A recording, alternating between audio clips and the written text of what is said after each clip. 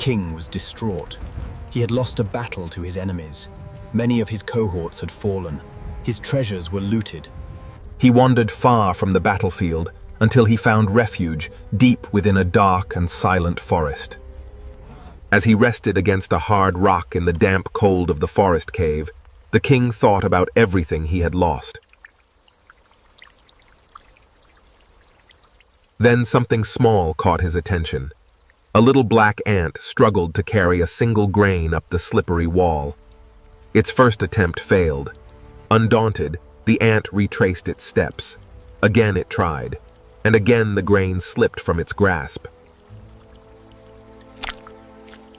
Failure did not make the little creature turn away. And 5 times the ant struggled. 5 times it failed. 6 times it climbed. 6 times it fell. On the 7th attempt, fortune finally favored the ant. It found its footing and carried the grain safely to its destination. What is this little creature trying to teach me? If a little ant can struggle so hard to carry a single, the king swore to rise from his fall.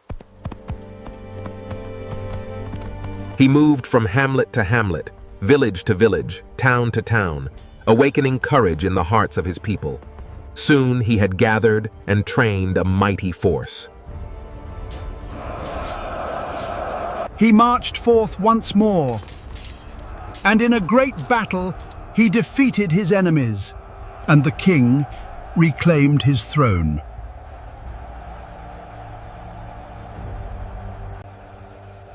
But the greatest treasure he had recovered was not his throne. Humankind was born into toil and struggle. The soul must never give up its struggle to find struggle that is ceaseless, boundless, and unending, until the soul departs from this world and meets him.